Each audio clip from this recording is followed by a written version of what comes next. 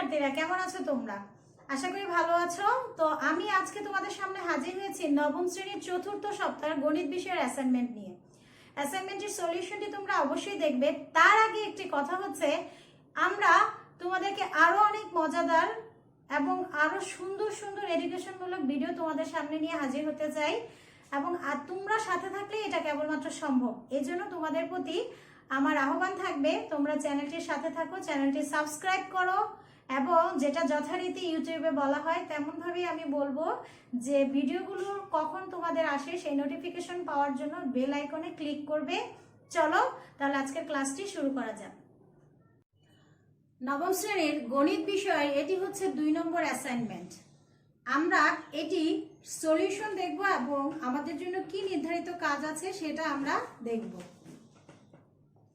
এই অ্যাসাইনমেন্টে আমাদের টোটাল 4টি সৃজনশীল এবং সংক্ষিপ্ত প্রশ্ন টোটাল 10টি উত্তর দিতে হবে। এর মধ্যে সৃজনশীল 1 ও 2 হচ্ছে জ্যামিতি অংশের, সংক্ষিপ্ত প্রশ্ন 1 এবং সৃজনশীল প্রশ্ন 3 হচ্ছে বীজগণিতের সাথে সংশ্লিষ্ট। আর পরবর্তী যে সংক্ষিপ্ত প্রশ্ন এবং সৃজনশীল প্রশ্ন দেওয়া আছে এটি পুরোটি হচ্ছে পরিসংখ্যানের উপর বেস করে। চলো শিক্ষার্থীরা আমরা উত্তরে চলে যাই। সৃজনশীল প্রশ্ন 1-এ বলা হয়েছে পি কিউ আর একটি সমবাহু ত্রিভুজ এবং পি এস কিউ আর এর উপর লম্ব। তোমাকে পি কিউ সমবাহু ত্রিভুজ পি কিউ এর P Q equal to 3 centimetre দেওয়া আছে। ত্রিভুজটির ক্ষেত্রফল তোমাদেরকে নির্ণয় করতে বলেছে। যেহেতু পি কিউ আর একটি সমবাহু ত্রিভুজ আর আমরা সমবাহু ত্রিভুজের ক্ষেত্রফলের সূত্রটি কিন্তু জানি, √3a² 4 বর্গ একক। এখানে সেন্টিমিটার লেখা হয়েছে কারণ এখানে 3 সেন্টিমিটার দেওয়া আছে, এই কারণে। তাহলে এর মান আমরা কত পেলাম? প্রত্যেকটি বাহুর দৈর্ঘ্য হচ্ছে 3 সেন্টিমিটার। তাহলে এর পরিবর্তে আমি এখানে বসাবো 3। 3-এর উপরে বর্গ করলে হবে 9, আর √3 রয়ে গেল, ডিভাইডেড বাই 4, অর্থাৎ সূত্রের নিচে যে 4 আছে সেটি। তাহলে আমরা রেজাল্ট পেলাম 9√3 ডিভাইডেড বাই 4 বর্গ সেন্টিমিটার। খ নম্বর প্রশ্নের উত্তরে যাই। এখানে সমবাহু ত্রিভুজ পি কিউ আর এর ক্ষেত্রে প্রমাণ করতে বলা হয়েছে P Q plus P R is greater than 2ps। এজন্য তোমরা এই নিম্নোক্ত উপায়ে উত্তরটি লিখবে। এখানে শিক্ষার্থীরা দেওয়া আছে পি কিউ আর সমবাহু ত্রিভুজ, যেখানে তোমাকে প্রমাণ করতে বলেছে P Q plus P R is greater than 2ps। আমরা কি জানি শিক্ষার্থীরা, কোনো বিন্দু হতে যদি কোনো রেখার উপর অঙ্কিত একটা রেখার উপর লম্ব আঁকা হয় তাহলে অঙ্কিত সরলরেখা সমূহের মধ্যে লম্ব রেখা হবে ক্ষুদ্রতম। যেহেতু পিএস লম্ব কিউ আর, সুতরাং PS is less than PQ সমীকরণ নম্বর 1, PS is less than PR সমীকরণ নম্বর 2। আমরা 1 আর 2 নং সমীকরণ যদি যোগ করি তাহলে কিন্তু পেয়ে যাব 2PS is less than PQ plus PR। এটাকে ঘুরাই লিখে দিলে তোমার প্রমাণ হয়ে যাবে। আমরা এবার গ নম্বর উত্তরে যাব। শিক্ষার্থীরা, গ নম্বর প্রশ্নে আমাদেরকে প্রমাণ করতে বলা হয়েছে 4p² = 3pr²। তাহলে আমাদের অ্যানসারের ক্ষেত্রে আমরা লিখব, দেওয়া আছে পি কিউ আর সমবাহু ত্রিভুজে পিএস লম্ব হচ্ছে কিউ আর, এবং প্রমাণ করতে হবে 4p² = 3pr²। প্রমাণের জন্য আমরা এখানে দেখো, যেহেতু পিএস কিউ আর এর উপর লম্ব দেওয়াই আছে তাহলে আমরা বলতে পারি কিউএস = SR, এবং কিউ আর = তাহলে আমরা SR আর হচ্ছে কিউএস সমান, তাহলে আমরা বলতে পারি 2SR। তাহলে এখন PRS এইটুকু সমকোণী, এই সমকোণী ত্রিভুজের ক্ষেত্রে আমরা এখানে লম্ব পিথাগোরাসের সূত্রে চলে যাব, অতিভুজ স্কয়ার = লম্ব স্কয়ার প্লাস ভূমি স্কয়ার। যেখানে আমাদের অতিভুজ হচ্ছে PR আর PS² প্লাস SR², অর্থাৎ লম্ব প্লাস ভূমি স্কয়ার। এখন আমরা এই যে SR-টা আমাদের এখানে যেহেতু PS প্রমাণ করতে হবে, তাহলে PS-টাকে এই পাশে নিয়ে আসবো, হবে PR² মাইনাস SR²। আমরা এখানে 4 দিয়ে উভয় পাশে গুণ করে দিলাম, তাহলে 4PS² = 4PR² মাইনাস 4SR²। 4 কে আমরা 2SR উপরে হোল স্কয়ার দিতে পারি। এই স্কয়ারটা শিক্ষার্থীরা এখানে হবে, এখানে স্কয়ারের এই ব্র্যাকেটের ঠিক বাইরে হবে 2। তাহলে 4PR² minus QR² = 4PR² minus PR² সমান PR² = 3PR²। শিক্ষার্থীরা, তোমাদেরকে যে কথাটি বলেছিলাম, দেখো এই যে 2SR এটা ব্র্যাকেটের বাইরে হোল স্কয়ার হবে, অর্থাৎ 4SR² কে আমরা ব্র্যাকেট দিয়ে সম্পূর্ণ লিখে দিলে হলো। এরপরে আমরা ঘ নম্বর উত্তর তথা হচ্ছে 2 নম্বর সৃজনশীল প্রশ্নে চলে যাব। 2 নম্বর সৃজনশীল প্রশ্নের কতে আমাদেরকে প্রশ্নটি দেখো শিক্ষার্থীরা, দেওয়া আছে ত্রিভুজ DEF A DE is greater than EF এবং E এবং F এর সমদ্বিখণ্ডক দ্বয় পরস্পর P বিন্দুতে এবং বহির দ্বিখণ্ডক দ্বয় Q বিন্দুতে ছেদ করেছে। আমাকে প্রমাণ করতে হবে এই ডি কোণ যেটা দেওয়া আছে, এই ডি কোণটা যদি 40 ডিগ্রি হয় তাহলে আমাকে বলছে EPF এর পরিমাণ ডিগ্রিতে বের করো। তো এই ক্ষেত্রে দেখো শিক্ষার্থীরা আমরা কি লিখবো, ডি কোণ 40 ডিগ্রি দেওয়া, তাহলে এখানে ত্রিভুজ DEF হলো আমরা জানি ত্রিভুজের 3 কোণের সমষ্টি 180 ডিগ্রি, তাহলে ডি কোণ ই কোণ এফ কোণ সমান হচ্ছে 180 ডিগ্রি। আমরা উভয় পাশে হাফ নিয়ে ফেলবো, তাহলে এই পাশে হাফ নিলে 180, এই পাশে হয়ে যাবে 90, তাহলে হাফ ডি রইলো আর হাফকে EF এর সাথে একসাথে নিয়ে আসলাম, এরপরে এই হাফ ডিটা এই পাশে নিয়ে আসলাম, তাহলে কি হলো শিক্ষার্থীরা 90 ডিগ্রি মাইনাস হাফ কোণ ডি। এরপরে আমরা ত্রিভুজ চলে যাব EPF এ, তাহলে EPF এ এটা একটা ত্রিভুজ, তাহলে এই ক্ষেত্রেও এই ত্রিভুজ তিনটের সমষ্টি কিন্তু 180 ডিগ্রি। তো এখানে 180 ডিগ্রি যেটা আছে সেই ক্ষেত্রে 180 ডিগ্রির ক্ষেত্রে কিন্তু এই মনে রাখতে হবে ই কোণ কিন্তু পুরা DEF এর অর্ধেক আর F কিন্তু তোমার পুরা DFE অর্থাৎ ফুল F আর ফুল E এর অর্ধেক হচ্ছে এখানে কোণ দুটি।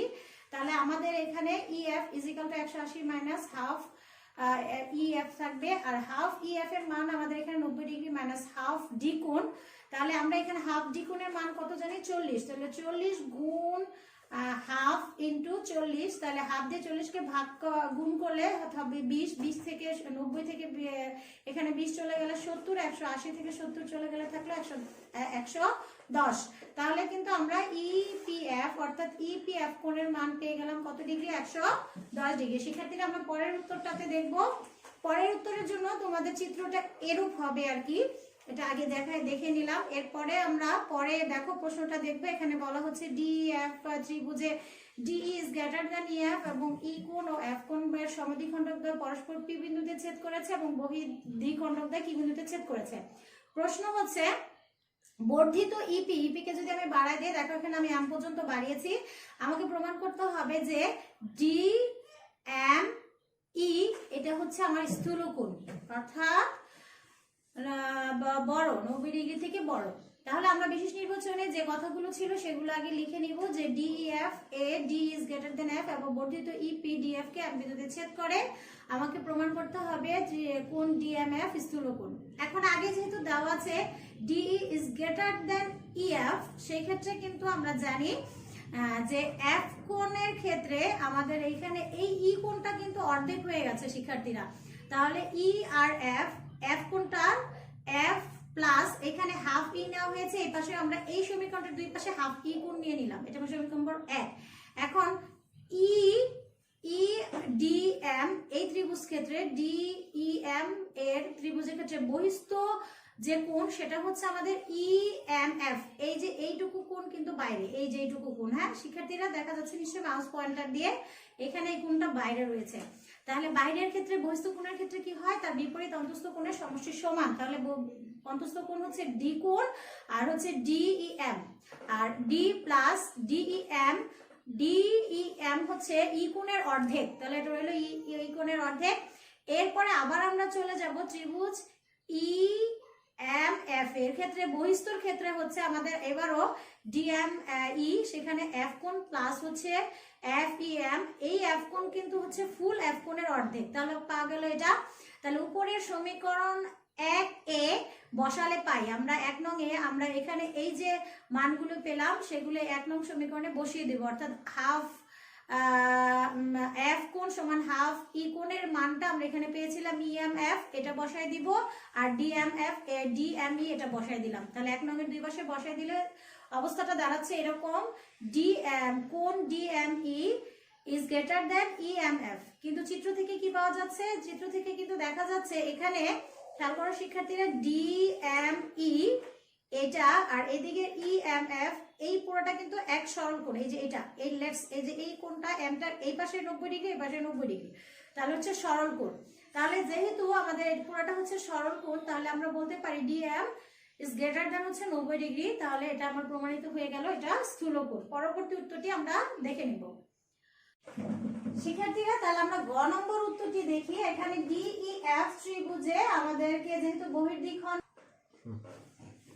শিক্ষার্থীরা গ নম্বর প্রশ্নের ক্ষেত্রে আমাদের প্রশ্ন বলছে যে এই যে বহির্দ্বিখণ্ডকটা আছে, এই বহির্দ্বিখণ্ডকটা আমাদের প্রমাণ করতে হবে যে EQF, এই বাইরের যে কিউ কোণটা আছে এটা হচ্ছে 90 ডিগ্রি মাইনাস হাফ ডি। তো প্রথম কাজটুকু তোমরা কতে করেছিলে, সেই ত্রিভুজ DEF এর হাফ ই কোণ প্লাস হাফ এফ কোণ is equal two 90 degree minus half D, এটা তোমরা এইটুকু অংশ কিন্তু তোমরা কিসে করেছিলে, কতে করেছিলে।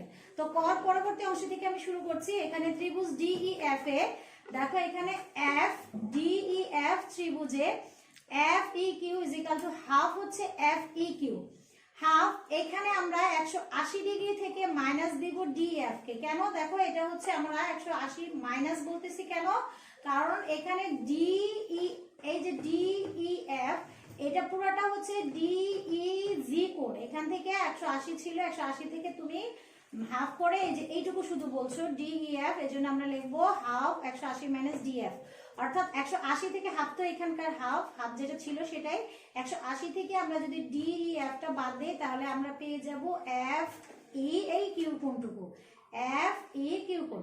তাহলে এটা সেম একই ভাবে এখানে 180 হাফ দিয়ে গুণ করলে 90 ডিগ্রি, আর এখানে আমরা শুধু ই কোণটা লিখে দিতে পারি। সেম একই ভাবে আবার আমরা এখানে নিতে পারি EFQ কোণ সমান 100 হাফ হচ্ছে আমাদের EF কিউ কোণ, সেখান থেকে নিলাম সেম 180 থেকে মাইনাস DF ই কোণ, এখানে বিয়োগ করে দিবা, তারপরে হাফ দিয়ে গুণ করে দিবা, শুধু এফ কোণ লিখে দিবা। এখন ত্রিভুজ EQF এ আমরা কি পাচ্ছি, EFQ plus FEQ plus EQF is equal two 180। আমরা এখান থেকে FEQ আর EQF কে এখানে মাইনাস করে এই পাশে নিয়ে আসলাম। নিয়ে আসার পরে আমরা এখানে যথাক্রমে EFQ আর FEQ এর মান বসাই দিব, যেটা আমরা এখানে 90 ডিগ্রি বের করেছিলাম, 90 ডিগ্রি মাইনাস এখানে বের করেছে 90 ডিগ্রি মাইনাস হাফ ই, যেহেতু এখানে মাইনাস ছিল 180 এর আগে মাইনাস ছিল, সেহেতু এই হাফের আগে হয়ে যাবে প্লাস। এটা তোমরা বীজগণিতীয় নিয়ম তোমরা বুঝে যাবে, এইভাবে লিখবে। তারপর লিখবা হাফ ই কোণ প্লাস এফ কোণ। তাহলে এই হাফ ই আর এফ কোণ মানে হচ্ছে এই যে দেখো এখানে রাখা আছে প্রথমে 90 ডিগ্রি মাইনাস হাফ ডি কোণ, এটা লিখে দিবা, তোমাদের এটা প্রমাণিত হয়ে যাবে। আমরা শিক্ষার্থীরা আমরা কিন্তু এখন সংক্ষিপ্ত প্রশ্নগুলোতে চলে এসেছি। তো এবার সংক্ষিপ্ত প্রশ্নগুলো থাকবে হচ্ছে প্রথম পর্বের যে সংক্ষিপ্ত প্রশ্ন 1, সেখানে ক্রমান্বয়ে 5টি প্রশ্ন আছে। 1 নম্বর প্রশ্নে দেওয়া আছে a - b = 4 এবং ab = 16। তোমাকে a + b এর মান বের করতে বলেছে, তুমি দেওয়া আছে লিখে নিবে কি কি দেওয়া আছে। a - b = 4, ab = 16, এটা লিখে a + b হোল স্কয়ার = আমরা যে সূত্রটা জানি সেটা লিখবে, a + b whole square = a - b whole square + 4ab। ক্রমান্বয়ে তুমি মান বসাবে, মান বসানোর পর এখানে যে স্কয়ারটা থাকবে, এখানে মান বসানোর পর আসে 80, 80 কে ভাঙানো যায় 16 গুণ √5 দিয়ে, তো 16 হচ্ছে 4 বর্গমূল আর √5, এখানে প্লাস মাইনাস 4 √5 লিখতে পারো তোমরা, √5 তোমরা লিখতে পারো। আমি শুধু প্লাসের মান লিখেছি দেখে আমি এখানে মাইনাসের মানটি দেইনি। আমরা পরবর্তী প্রশ্নে চলে যাব। তো 2 নম্বর প্রশ্নে দেওয়া আছে x - 1/x = 5, যেখানে তোমাকে x³ + 1/x³ এর মান বের করেছে। তোমরা এই অঙ্কগুলো পারো যথারীতি। এখানে x - 1/x তার মানে তোমার প্লাসের মানটি লাগবে, তুমি প্লাসের মানটি বের করার জন্য x + 1/x √ দিয়ে এখানে লিখে দিবা x - 1/x whole square + 4x 1/x। আমরা জানি এখানে স্কয়ার ছিল, সেই স্কয়ারটা একেবারেই রুট করে এখানে দেওয়া আছে। তারপরে মান বসাবে, মান বসালে x + 1/x এর মান বের হবে √29, এখানে 5 এর বর্গ 25 আর 4 যোগ করলে 29 হয়। এরপরে প্রদত্ত রাশি x³ + 1/x³ এর মান আমরা সূত্রটা লিখে নিব। প্রথমে x + 1/x whole cube - 3x + 1/x * x + 1/x এর লিখে এরপরে আমরা যে √29 পেলাম সেটা বলবো। এখানে 3³ তাহলে আমরা জানি কোন সংখ্যার উপরে 3 বার যদি থাকে এই কিউবটা, তাহলে এখানে রুটের উপরে আছে 3, তাহলে দ্যাট মিন্স এটা এখান থেকে আমরা একটা রুটের বাইরে একটা 29 পেয়ে যাব, কারণ এখানে একটা কিন্তু দুটো স্কয়ার হয়ে যায়, 29 এর উপর স্কয়ার আর একটা √29 থেকে যায়। -3 √29 বিয়োগ করলে 26 √29 পাবো, এটা आंसर। তো শিক্ষার্থীরা আমাদের অ্যানসারটি এখানে বহুপদীর যে উৎপাদক হবে সেটি হচ্ছে আমাদের বহুপদীটি কি ছিল আবার দেখো, লক্ষ্য করো a³ - 21a - 20। তাহলে এখানে আমরা দেখলাম যে এর মান যদি -1 বসানো হয় তাহলে এই বহুপদীটির যে ফাংশন অফ মানটা হয় 0। তাহলে এখানে সুতরাং a+1 হচ্ছে ফাংশন অফ এই বহুপদীটির একটি উৎপাদক। এখানে fa তাহলে a³ -21a 20। আমরা এখানে জানো যে আমরা অঙ্কটা করার সময় যেহেতু এখানে পাওয়ার 3 আছে তাহলে a+1 আর 3টা লিখে নিব। তারপরে আমাদের প্রথমে a স্কয়ার কমন নিব, এর সাথে a গুণ হয়ে a³, তারপরে a স্কয়ার +1 গুণ হয়ে a স্কয়ার। এরপরে দেখো তাহলে আমরা প্লাস a স্কয়ার অঙ্কে কোথাও a স্কয়ার নেই, এটা প্লাসের, তাহলে এটাকে বাদ দিতে হলে মাইনাসের a স্কয়ার আনতে হবে, নিলাম। এখানে আমরা -a স্কয়ার আর এখানে a কমন নিলাম -a, কারণ আমাদের এখানে a+1 আছে, a কমন নিলে -a আর a গুণ হয়ে a স্কয়ার, আর এই -a আর প্লাসের গুণ হয়ে -a। তাহলে এখন আমাদের a চলে আসছে, কিন্তু এখানে আছে 21টাই, আমি একটাই লিখে ফেলেছি। তাহলে এখানে হচ্ছে 20a হবে, কারণ 21a থেকে 1 গেলে 20a থাকে -20, তারপর -20 কমন নিলে এখানে হবে হচ্ছে a+1।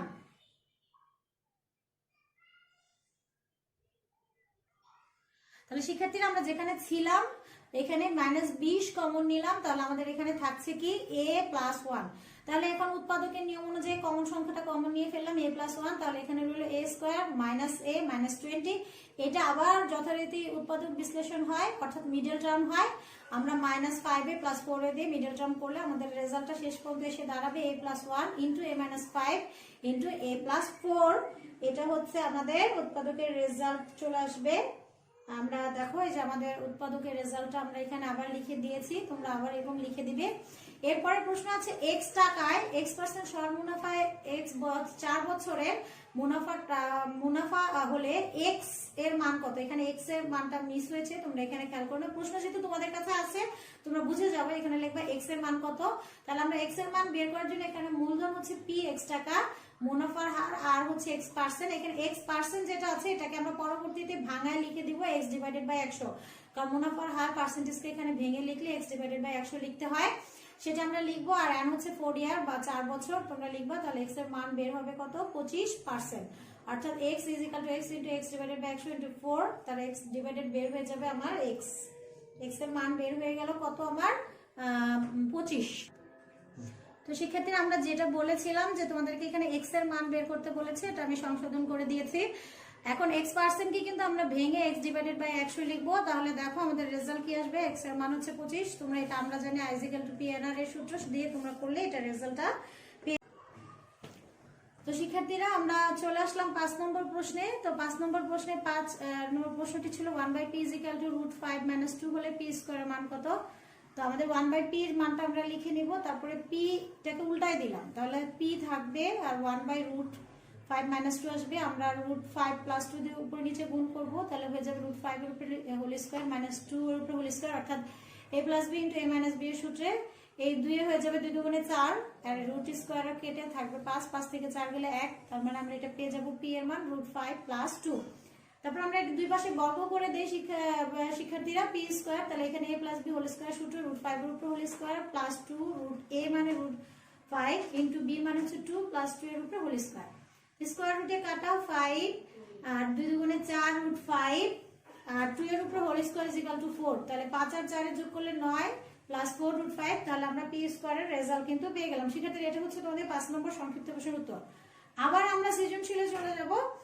আসলে সময় স্বল্পতার কারণে আমরা ওইগুলো কম্পোজে দিলেও এটা আমরা হাতে লিখে দিয়েছি। তো এখানে আমরা দেখো হাতে লেখা দ্রুতর জন্য তোমরা যেন দ্রুত তোমাদের প্রশ্নের উত্তর সলভ করতে পারো, এখানে দিয়েছি।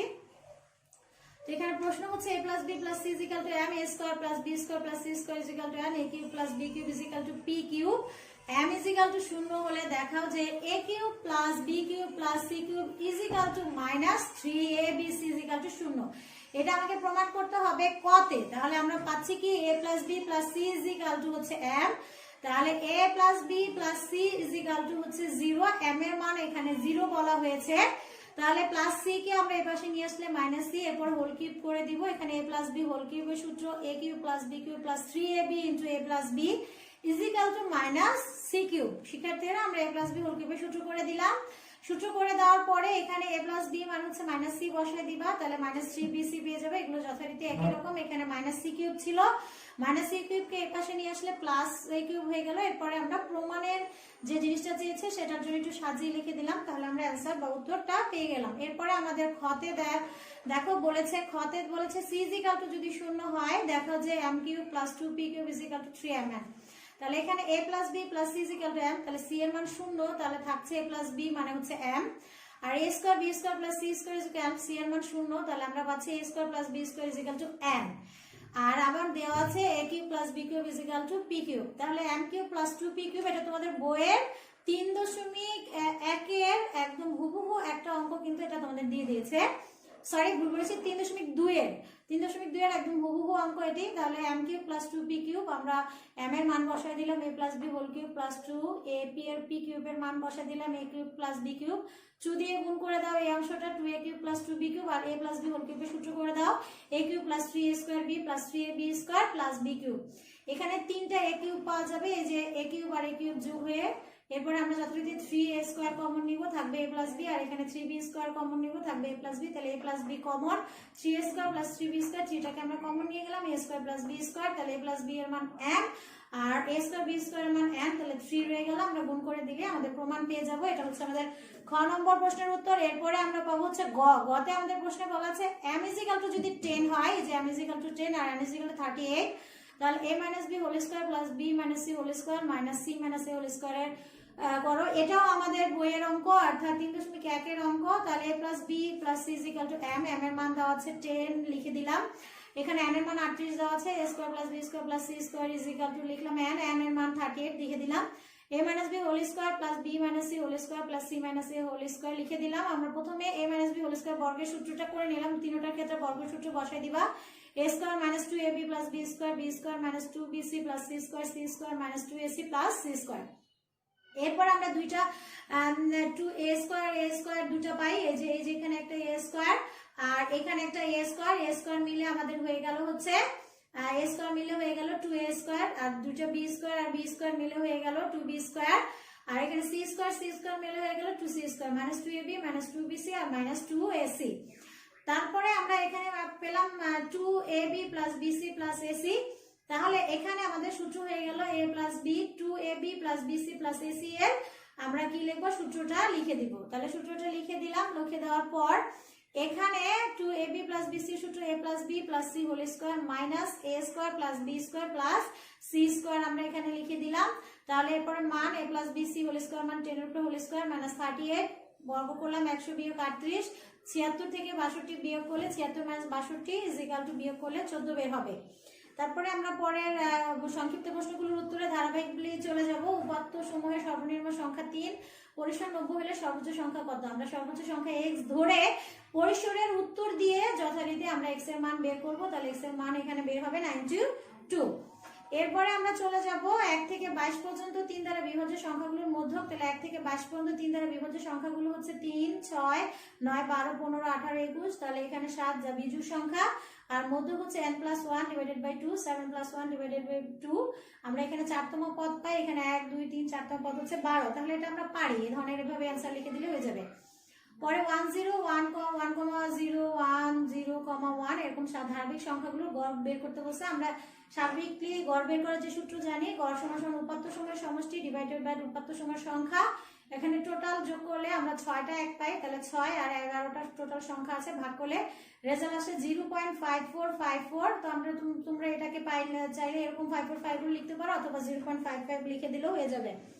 পরের প্রশ্ন হচ্ছে কোন শ্রেণীর 45 জন শিক্ষার্থীর মধ্যে 30 জন বালকের গড় ওজন দেওয়া আছে 52 কেজি এবং 15 জন বালিকার গড় ওজন 40 কেজি। শিক্ষার্থীদের গড় ওজন বের করতে বলেছে। তাহলে আলাদা আলাদা ভাবে 30 জন বালকের যে গড় ওজন, সেখান থেকে 30 জন বালকের মোট ওজন তোমরা 52 কে 30 দিয়ে গুণ করে বের করে নিবা 1560। আবার সেম একই ভাবে 15 জন বালকের গড় ওজন যে আলাদা ভাবে দেওয়া আছে 15 গুণ 40 গুণ করে বের করে নিবা 600। তারপরে এই মোট ওজনটা বের করার পর আমার টোটাল শিক্ষার্থী সংখ্যা 45 দিয়ে ভাগ করলে আমরা 48 রেজাল্ট পেয়ে যাব। এরপর 5 নম্বর প্রশ্নে 28, 30, 25, 27, 28, 25, 32 সংখ্যাগুলো দেওয়া আছে। এটা হচ্ছে ক্লাস 6 এর অঙ্ক, তাই না শিক্ষার্থীরা? হ্যাঁ, 6 এর অঙ্কের প্রচুরকের নিয়মটা আমরা এখানে ফলো করব। আগে মান যেই উপাত্তগুলো দেওয়া আছে তাদেরকে ঊর্ধ্বক্রমে সাজাবো, সাজানোর পরে আমরা এখানে দেখব সর্বাধিকবার কোন সংখ্যাটা এসেছে। এখানে সর্বাধিকবার এসেছে 25 দুইবার, আর 28 এসেছে দুইবার, তাহলে আমাদের প্রচুরক দুইটা হবে, 25 আর 28। এরপরে দেখো সৃজনশীল 4 নং প্রশ্ন। এই যে 4 নং প্রশ্ন, এটা হচ্ছে একদম সহজ একটা প্রশ্ন, যেটা হচ্ছে তোমাদের শিক্ষার্থীরা এখানে চলকের পরিচয় সহ মধ্যক নির্ণয় সূত্র লিখতে বলেছে। আরেকটা বলছে সরণি থেকে সংক্ষিপ্ত পদ্ধতিতে গড় নির্ণয় করতে বলা হয়েছে। প্রদত্ত উপাত্ত থেকে গণসংখ্যা বা বহুভুজ অঙ্কন করতে বলা হয়েছে। শিক্ষার্থীরা তাহলে খেয়াল করো, মধ্যক নির্ণয় সূত্র তোমরা পারো। মধ্যক ইজ ইকুয়াল টু হচ্ছে l plus n divided by n minus fc into h ছোট হাতের fm। তাহলে আমরা fm এর পরিচয় দিব। l হচ্ছে মধ্যক শ্রেণীর নিম্ন সীমা, n হচ্ছে গণসংখ্যা, fc হচ্ছে মধ্যক শ্রেণীর পূর্ববর্তী ঘরের ক্রমযোজিত গণসংখ্যা, h হচ্ছে শ্রেণীব্যাপ্তি, এই fm হচ্ছে মধ্যক শ্রেণীর গণসংখ্যা। শিক্ষার্থীরা এর পরের প্রশ্নে বলেছে সংক্ষিপ্ত পদ্ধতিতে তোমাকে গড় নির্ণয় করতে। তো এখানে গড় নির্ণয়ের ছকটা তোমরা আগে করে নিবা, যেটা তোমরা জানো। শ্রেণীব্যাপ্তি, মধ্যমান, গণসংখ্যা, ধাপ বিচ্যুতি, গণসংখ্যা, ধাপ বিচ্যুতি, fi মাইনাস ইউআই। এখানে ভিডিওতে পুরোটা শো করছে না, এখানে fi মাইনাস ইউআই তোমরা লিখে নিবা। শ্রেণীব্যাপ্তি আর মধ্যমান বের করা তোমরা জানো, 51 60 যোগ করে তারপর 2 দিয়ে ভাগ করে দিবা, রেজাল্ট বের হয়ে যাবে। আর ধাপ বিচ্যুতি জানো, এখানে এই যে আমাদের সর্বোচ্চ গণসংখ্যার পরে যেখানে জনসংখ্যা ক্রমান্বয়ে কমে গেছে, সেই সর্বোচ্চ ঘরের সংখ্যাটাকে আমরা ধাপ বিচ্যুতির 0 বসায় দিই, আর উপর দিকে -1 -2 আর নিচের দিকে 1 আর 2 বসাই। তারপরে গুণ করবা, জানো এটা দুটো গুণ করবা, 16 2 আর 8 গুণ করলে হচ্ছে 16, 10 আর 1 -1 গুণ করবা। তো যেহেতু মাইনাস আছে 2 এর আগে, এটা হবে -16 আর এটা হবে -10। আর এটা তো 0 দিয়ে গুণ করলে 0 আর 12 আর 2 5 গুণে 10, টোটাল যোগ করলে -4। এরপর তোমরা যথারীতি সূত্র আমরা জানি যে যেখানে সর্বোচ্চ ধাপ বিচ্যুতির ঘরের এখানে মধ্যমানটা হচ্ছে আমাদের আনুমানিক গড় a, তার আনুমানিক গড় a হচ্ছে 75.5 আর সামেশন অফ fi হচ্ছে -4। আমরা এখানে মানটা বসালে আমাদের গড়ের মান আসবে 74.2। শিক্ষার্থীরা পরবর্তীটাতে আমরা চলে যাব। পরবর্তী আমাদেরকে বলছে বহুভুজ অঙ্কন করা। বহুভুজ অঙ্কনের জন্য আমরা একটা সারণী তৈরি করে নিব আগের মতোই, শ্রেণীব্যাপ্তি, শ্রেণীর মধ্যমান, গণসংখ্যা। ছক কাগজে x অক্ষ বরাবর আমরা 1 ঘর সমান 2 একক ধরবো, কারণ আমাদের শ্রেণীব্যাপ্তি এখানে 10 ধরে x অক্ষ বরাবর বসাচ্ছে মধ্যবিন্দু, আর y অক্ষ বরাবর 1 ঘর সমান 1 একক ধরে গণসংখ্যা বসিয়ে বহুভুজ অঙ্কন করব আমরা। এক্ষেত্রে ভাঙা চিহ্ন দ্বারা পূর্বের ঘরগুলো বিদ্যমান বোঝানো হয়েছে। এটা আমরা ক্লাস 8 এ শিখেছিলাম। তোমরা যদি এটা না চাও, তোমরা নিচের এই অংশটাও লিখতে পারো। ছেদ চিহ্নটি দিয়ে 0 থেকে 45 থেকে 5 পর্যন্ত সংখ্যাগুলো বোঝানো হয়েছে। তোমরা কিন্তু উপরের এইটুকু লিখলেও হবে, অর্থাৎ এই ভাঙা চিহ্ন দিয়ে পূর্বের ঘরগুলো বিদ্যমান এই পর্যন্ত লিখলে হয়ে গেল। এখন যেহেতু তোমাদের বইয়ে 9 এ ছেদ চিহ্ন দেওয়া আছে, এজন্য আমি এই অংশটাও লিখে দিয়েছি, তোমরা চাইলে এই অংশটাও দিতে পারো। আচ্ছা, এরপরে আমরা চলে যাব গ্রাফে। শিক্ষার্থীরা গ্রাফটা হচ্ছে এইরকম, তোমরা এভাবে গ্রাফটা এদিকে গণসংখ্যা, এদিকে শ্রেণী মধ্যমান দিয়ে এভাবে x আর y অক্ষ নির্ধারণ করে 45.5 থেকে শুরু করবা। যেহেতু এখানে ভুজ, যদি তোমরা 1 ঘর আগে থেকে আর এখানে 1 ঘর পরে না ধরো, তাহলে কিন্তু ভুজটা সুন্দর মতো বোঝা যাবে না। শিক্ষার্থীরা এইভাবে তোমরা তোমাদের দ্বিতীয় অ্যাসাইনমেন্টের উত্তরটি লিখতে পারবে।